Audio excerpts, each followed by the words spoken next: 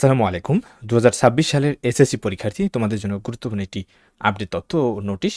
তোমরা যারা 2026 সালে এসএসসি পরীক্ষায় অংশগ্রহণ করবে, এই যে তথ্যটা বা আপডেটটা, সেটা তোমাদের জন্য খুবই ইম্পর্টেন্ট।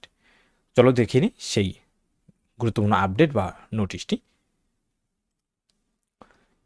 এবং এটা প্রকাশিত হয় 18/1/2026 অর্থাৎ আজকেই, এবং প্রকাশিত হয় মাধ্যমিক ও উচ্চ মাধ্যমিক শিক্ষা বোর্ড ঢাকা থেকে। এবং এককভাবে এটা প্রত্যেক বোর্ডের জন্য প্রযোজ্য, বা প্রত্যেক বোর্ডই এটা হয়তো আলাদাভাবে নোটিশ দিয়ে দেবে।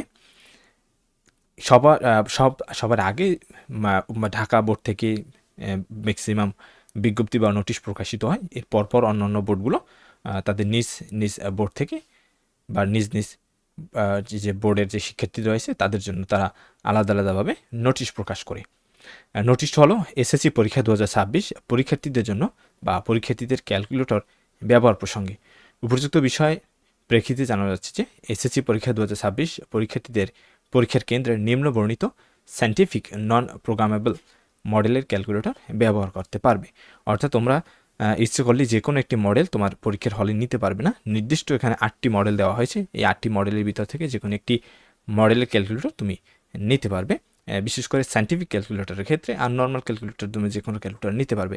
এবং এখানে আরেকটা বিষয় হচ্ছে যেটা যে তোমাদের এখনই যদি তোমার এই যে ভিডিওটি যারা দেখছো, তোমরা তোমাদের বাসায় যে তোমাদের যে নিজস্ব ক্যালকুলেটর রয়েছে সেটার সাথে এখনই মিলিয়ে নাও। যদি দেখতে পাচ্ছ যে এই 8টি মডেলের ভিতরে তোমার ক্যালকুলেটরটি পড়েনি বা মডেলের সাথে মিল নেই, তাহলে বুঝতে পারবে যে তোমার মডেলটি হয়তো ঝুঁকির ভিতরে রয়েছে, অর্থাৎ পরীক্ষার হলে তোমার ব্যবহার করতে নাও দিতে পারে। তাই তোমাদের সম্ভব হয় এখানে যে 8টি মডেল দেওয়া হয়েছে 8টি মডেলের সাথে মিলিয়ে তোমরা ক্যালকুলেটর সংগ্রহ করে নিবে। যদি কিনতে পারো তো কিনবে, আর না হয় তোমাদের যে যদি কেউ থাকে আশেপাশে বা কোনো বন্ধু বান্ধব বা তোমাদের যারা সিনিয়র রয়েছে তাদের কাছ থেকে তোমরা সেটা সংগ্রহ করে নিতে পারো। নাম্বার 1-এ রয়েছে FX 82 অর্থাৎ 82 MS। নাম্বার 2 FX 100 বা 100 MS। Number 3 FX 570 MS। Number 4 রয়েছে FX 991 MS। Number 5 FX 991 ES।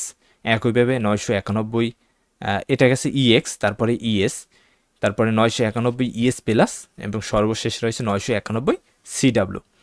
এখানে আরেকটি কথা বলা রয়েছে, উল্লেখিত ক্যালকুলেটর বা মডেলের ক্যালকুলেটর ছাড়াও শিক্ষার্থীরা সাধারণ ক্যালকুলেটর ব্যবহার করতে পারবে। যেটা আমি আসলে ইতিমধ্যে বলে দিয়েছি যে সাধারণ ক্যালকুলেটরের ক্ষেত্রে কোনো নিয়ম বাধা নেই, সেটা তোমরা নিতে পারবে। শুধু সায়েন্টিফিক ক্যালকুলেটরের ক্ষেত্রে এই 8টি মডেল তোমরা ব্যবহার করতে পারবে।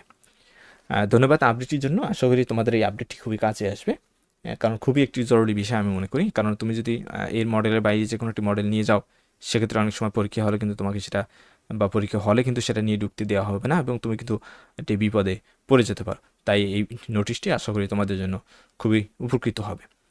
ধন্যবাদ ভিডিওটির জন্য। যে কোনো গুরুত্বপূর্ণ আপডেটের জন্য অবশ্যই আমাদের ইউটিউব চ্যানেলটি তোমরা সাবস্ক্রাইব করে রাখতে পারো।